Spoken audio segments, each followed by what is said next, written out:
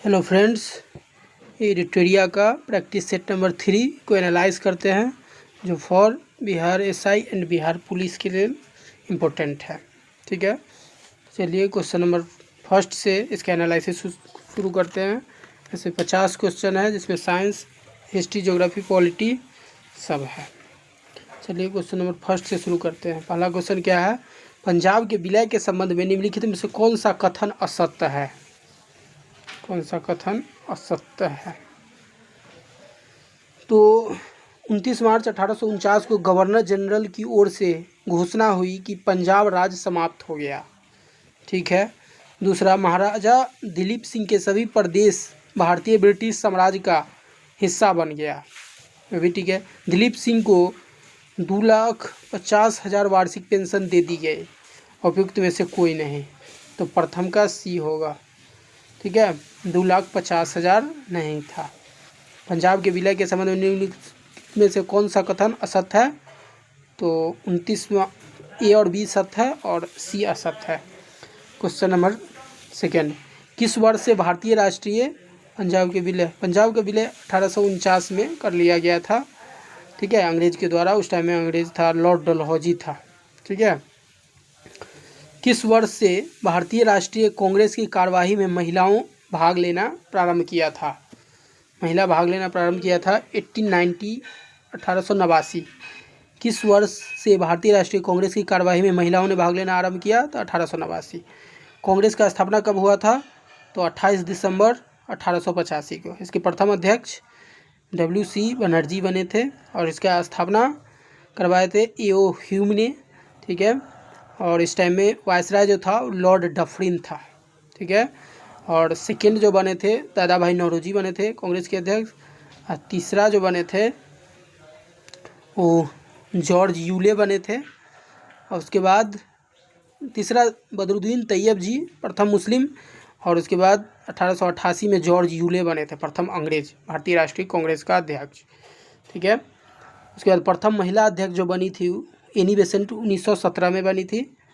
और प्रथम भारतीय महिला बनी थी सरोजनी नायडू 1925 में। प्रथम महिला बनी थी एनी बेसेंट 1917 में। ठीक है। क्वेश्चन नंबर थर्ड देखते हैं। क्वेश्चन नंबर थर्ड क्या है?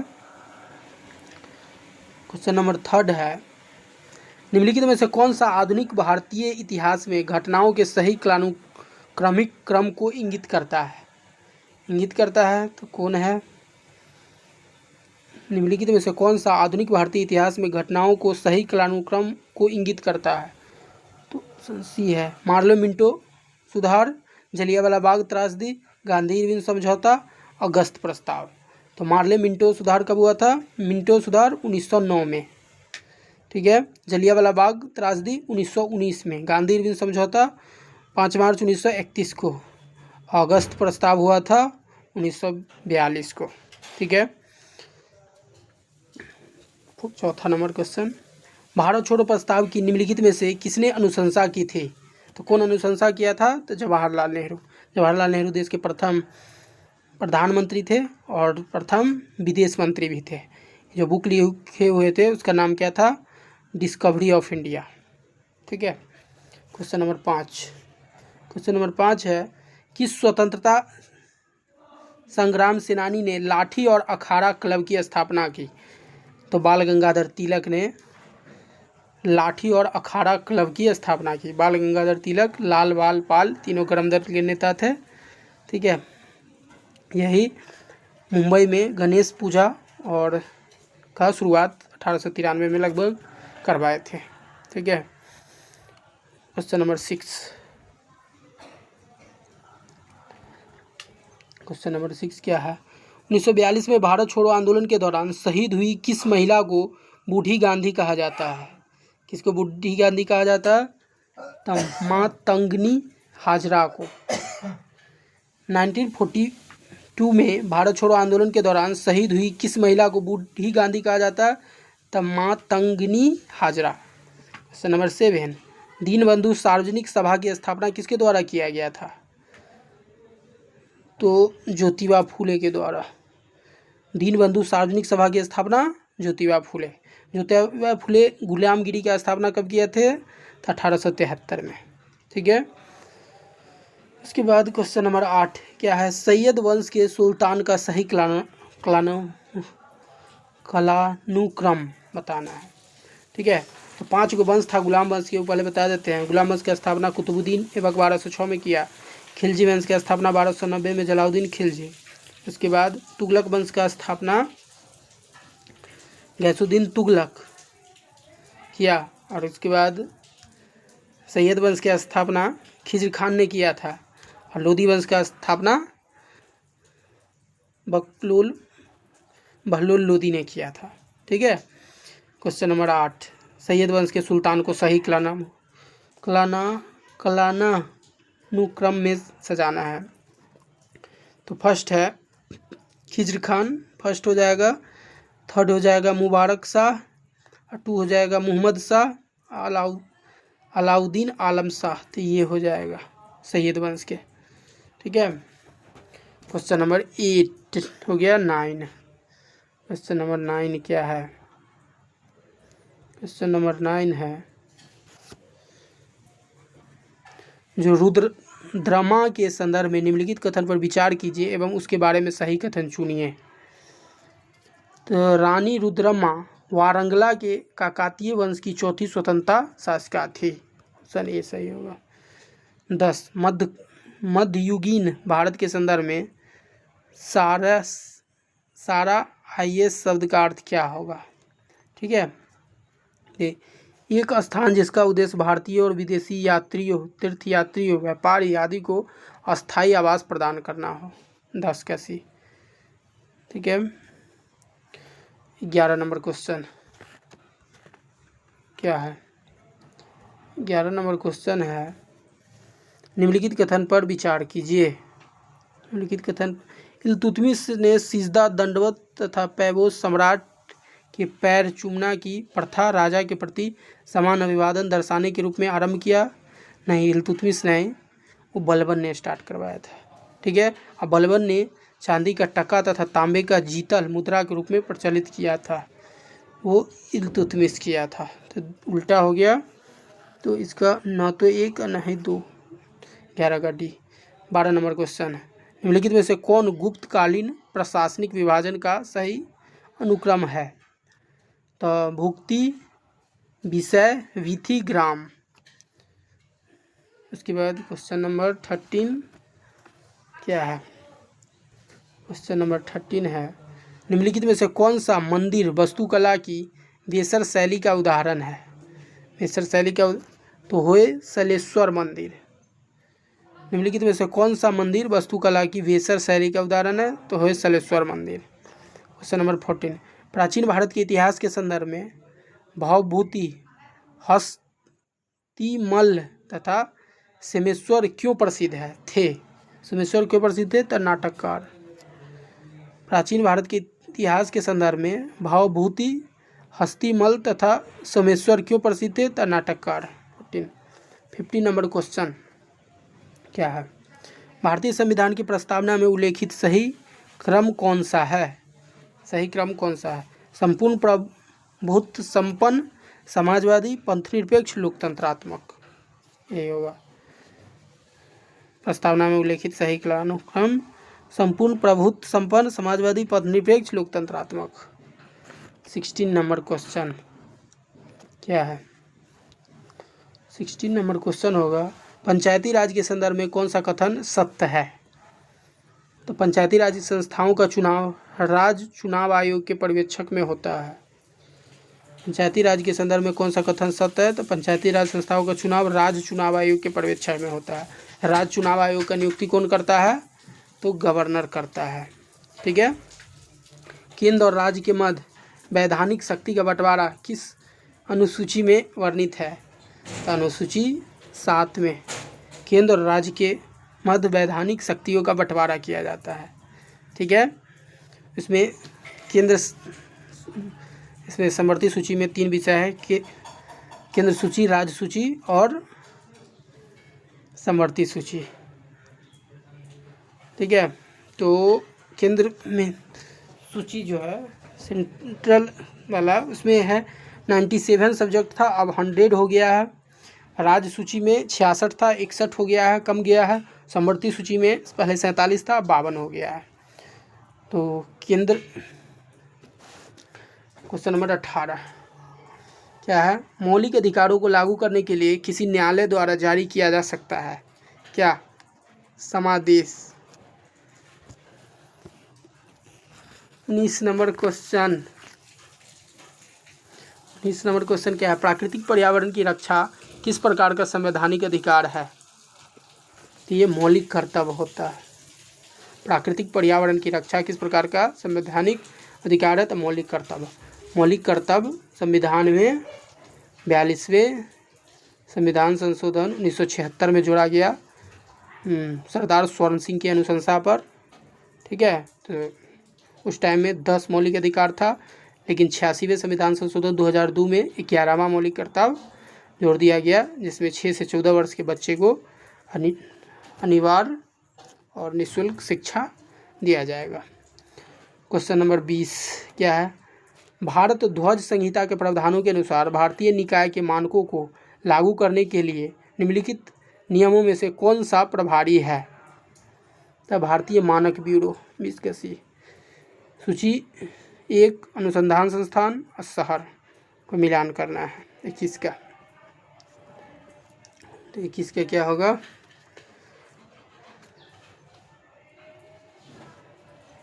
नीचे दिए गए 4 युगों में से कौन सा सुमेलित नहीं है वो चुनना है।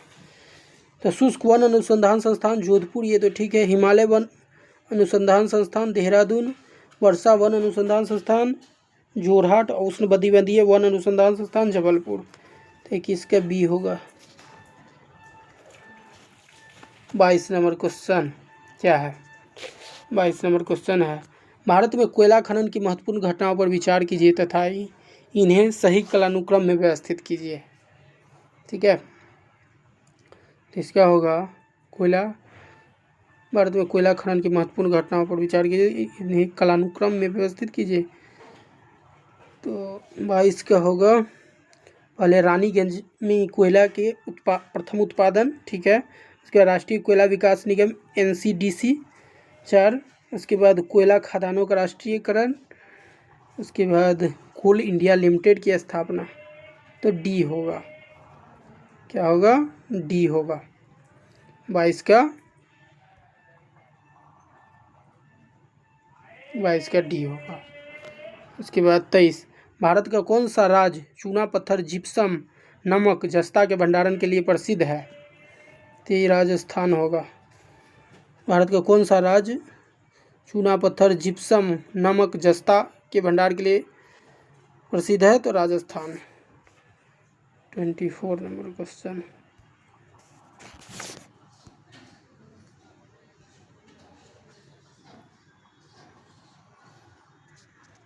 भारत की 2011 की जनगणना के अनुसार भारत की क्वेश्चन नंबर, भारत की 2011 की जनगणना के अनुसार भारत की नगरीय जनसंख्या का प्रतिशत क्या है?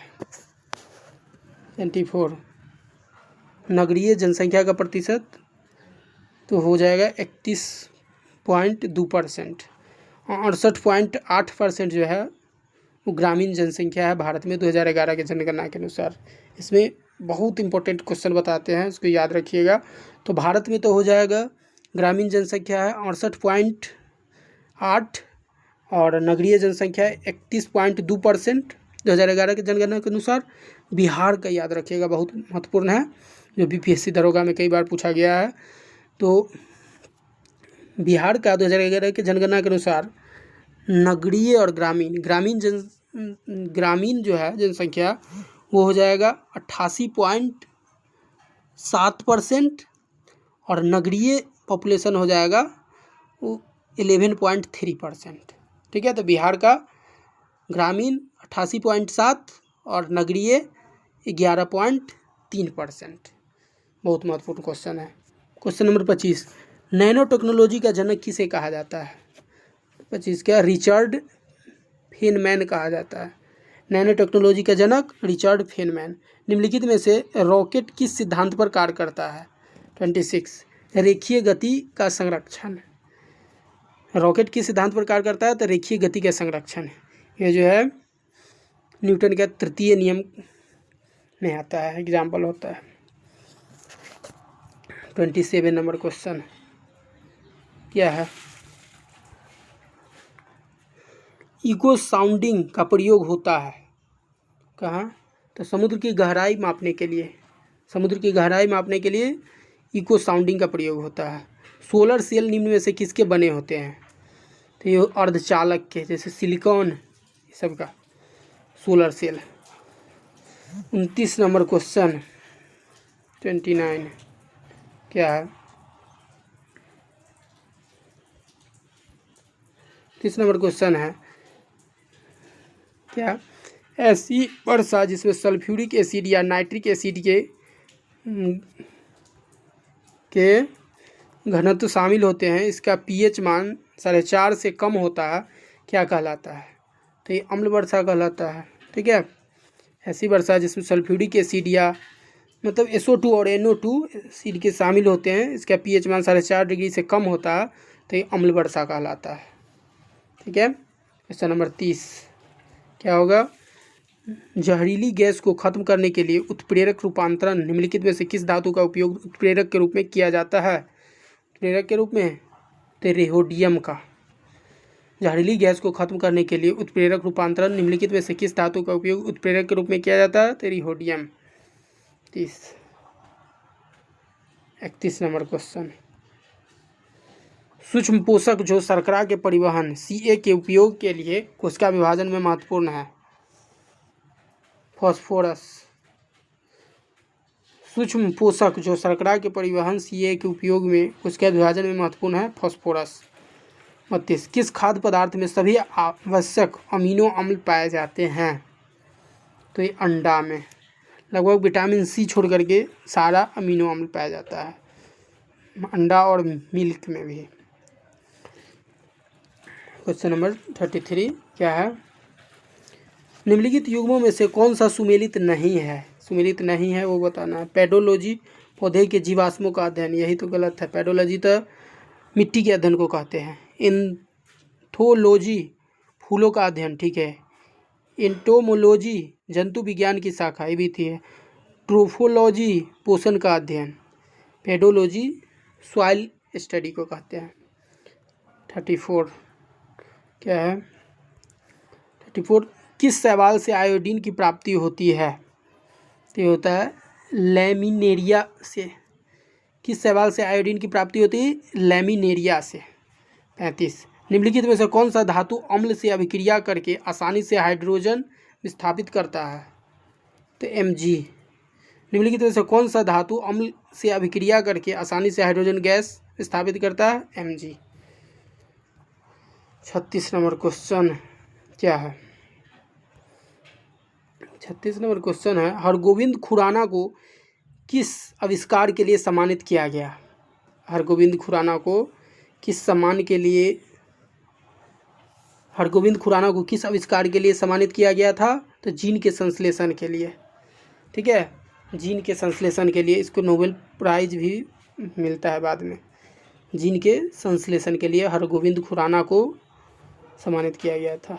37 नंबर क्वेश्चन निम्नलिखित में से कौन सा पौधा कीट पकड़ता है? तो नेपेथेंस पौधा जो होता है वो कीट पकड़ लेता है।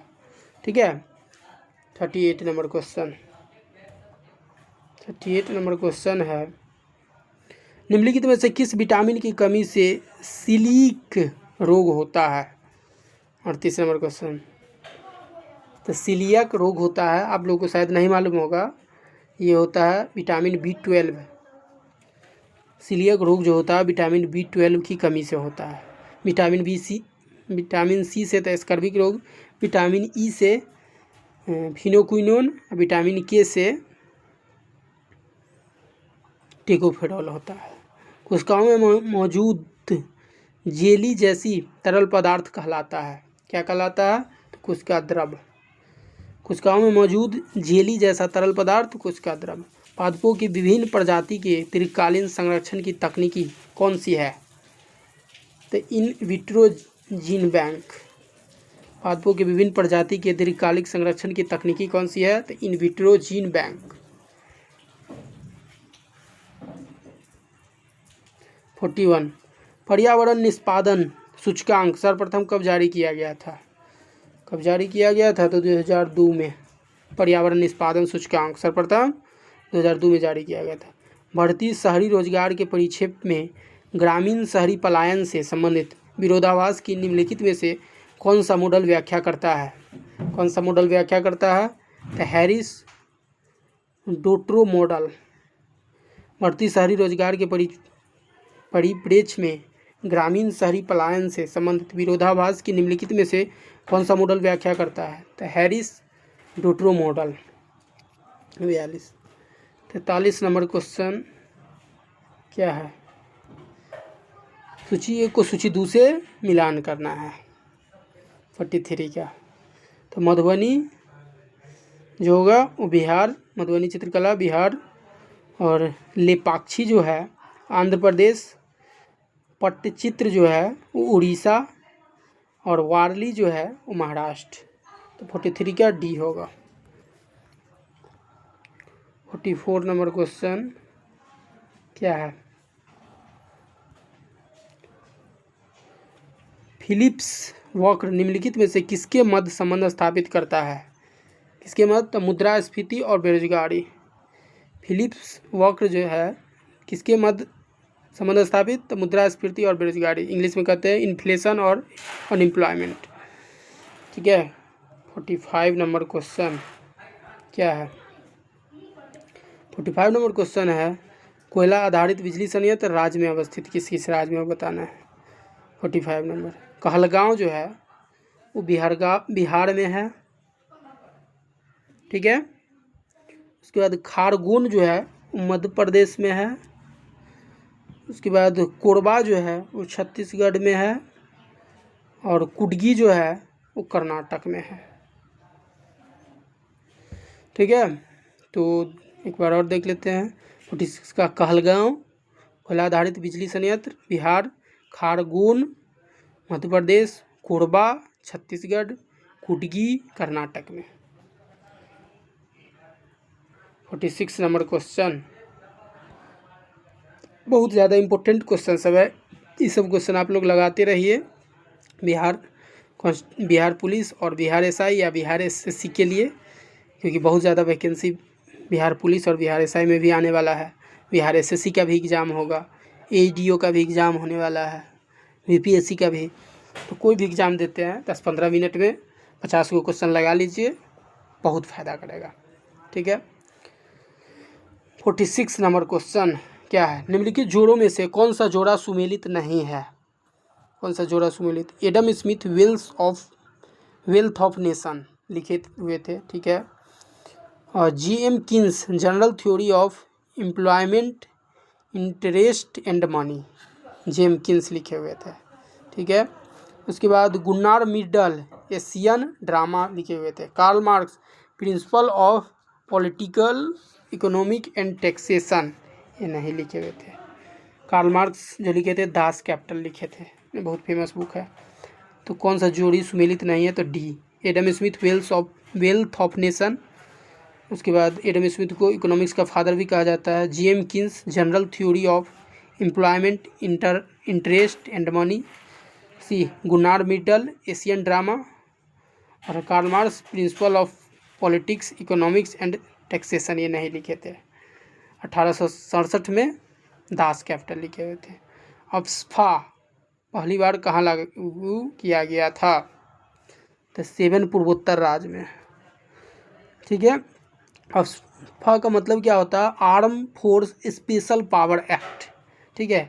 इसमें जो है क्या सब पावर दे दिया जाता है सेना को, जो किसी भी घर को बिना वारंट का वो इन्वेस्टिगेट जांच कर सकता है, किसी भी व्यक्ति को बिना कोर्ट वारंट का गिरफ्तार कर सकता है, पूछताछ कर सकता है। ये सब मिलता है अफ्स्पा कानून में, जो सबसे पहले लागू हुआ था 7 पूर्वोत्तर राज्य में। ठीक है। 48 नंबर क्वेश्चन, मोर भारत का राष्ट्रीय पक्षी कब घोषित किया गया? बहुत महत्वपूर्ण क्वेश्चन है।